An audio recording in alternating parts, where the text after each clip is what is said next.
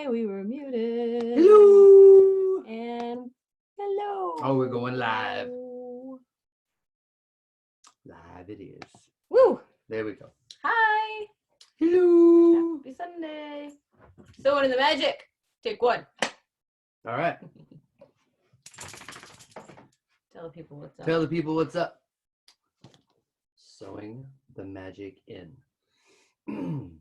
The second book in a series of Her Story Tales with female protagonist introduces a cultural icon in American history, the Ringling Brothers and Barnum and Bailey's circus.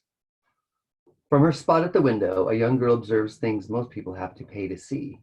There are men walking on stilts, giraffes, jugglers, gilded wagons, and a long line of elephants marching down the street. As she works in the costume department for The Greatest Show on Earth. Mm-hmm. Join Nora as she searches for her role in creating the magic of the circus. There you go. Yeah.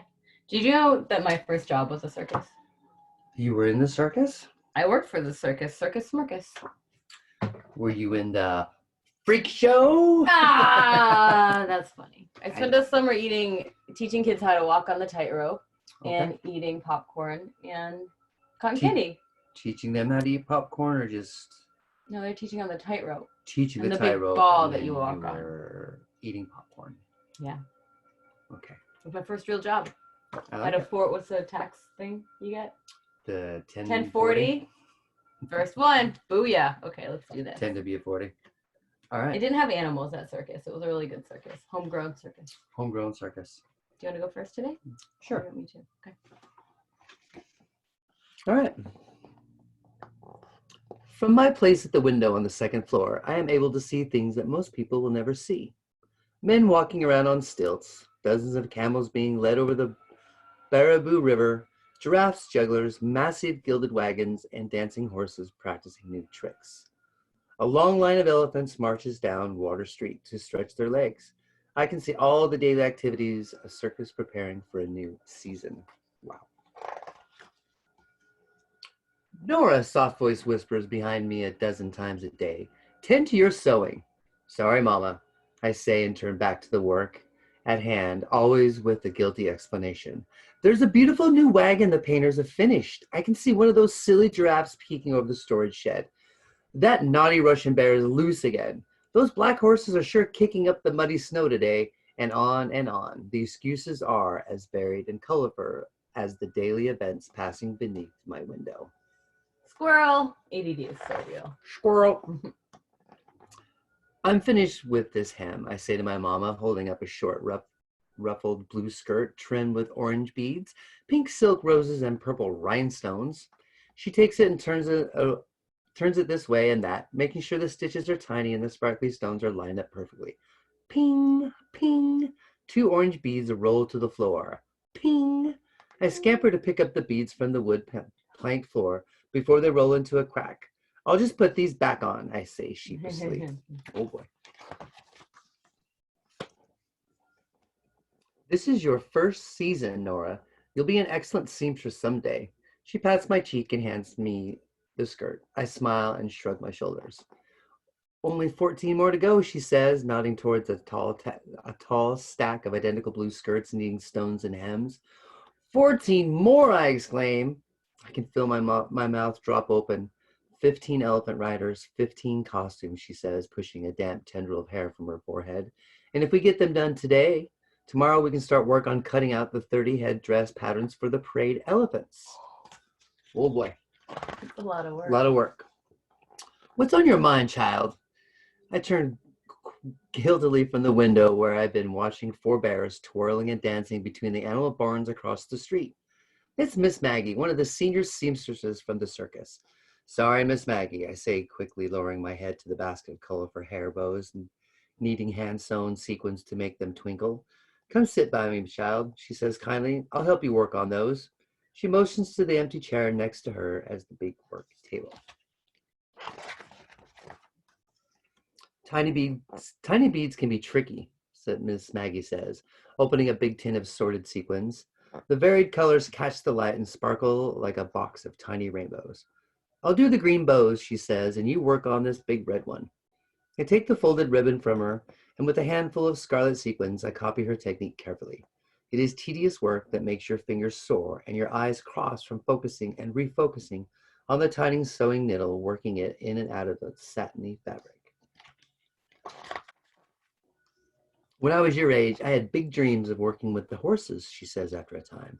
I wanted to be a trainer for the Liberty Horse Act. Her eyes look wistfully towards my window. I thought I would be a natural performer in the ring. I would amaze the crowds with my 8 beautiful white horses, making them dance on their hind legs and prance around the ring, using only my ribbon batons to guide them. She sighs and smiles down at me.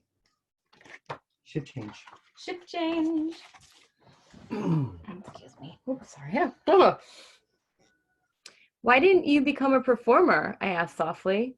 Why spend your life working in the sewing room year after year until your eyes are blurry and your fingers are swollen and sore? I can feel a tear welling up in my eyes, frustrated for her, and maybe a tiny bit for myself. Working with horses wasn't for me, she says. They are a lot bigger, up close, and very skittish. I didn't have the knack, she shrugs. My talents are here, in the costume shop. And here I found out I could make the circus come alive. How? I asked, leaning forward. She looks around the busy workroom. We sew the magic in, she whispers, holding her finger across her lips. You don't think the animal acts and performers can put on a show all by themselves, do you? Obviously not. I don't know what you mean, I answer. She reaches over and takes a shimmering red bow from my hand. She holds it up to the light and turns it gently in her hand. It's beautiful, she says. I can feel the magic you've sewn into it, rippling right there, just beneath the fabric. I take it back and turn it over in my hand. It's just a hair bow, I say. I don't see any magic in it at all. I frown at it and toss it gently into the basket with the rest of the bows. You will, she says, with a knowing look. Winter is soon over and the circus will be back in all its glory. You take your mama to the first circus parade of the season next month and I promise you will see the magic. Magic time! Magic! I don't see the magic at first. For sure, I saw the wonders of the circus as the parade passed by. The boisterous clowns and incredible circus wagons carrying the precious cargo of zebras and tigers, seals and bears. I laugh at the yawning hippopotamus and the swaying head and neck of the giraffe sticking out of the hole in the top of his cage. So glorious, so colorful. Then, just as the elephants march around the corner, I feel it. It starts as a small tickle on the back of my neck.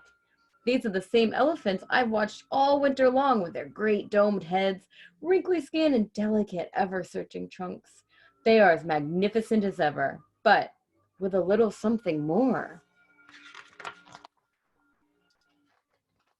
Something more.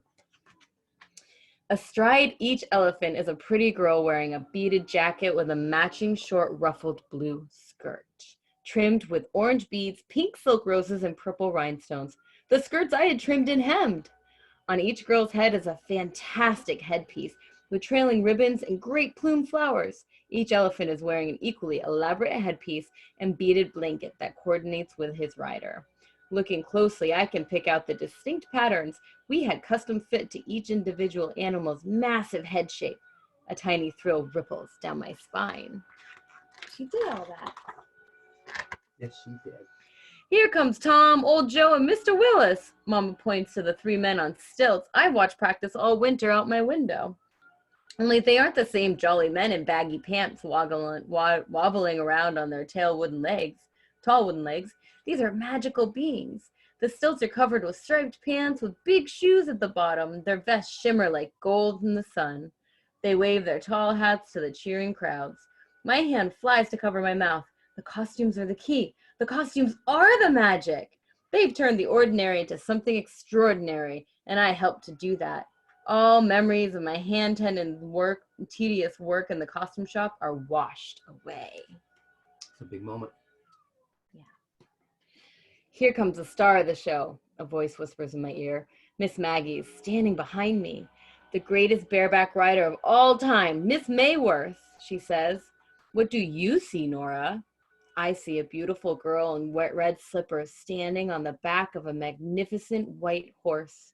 Her red chiffon dress sparkles and swirls around her like glowing coals. I can see the magic shift and move within the fabric as she passes. Her hair is swept back with a big red satin bow trimmed with ruby sequins, the same shimmering bow that I had sewn in with my own hands. I see a fairy princess, I say, a girl from a faraway land and her magic horse.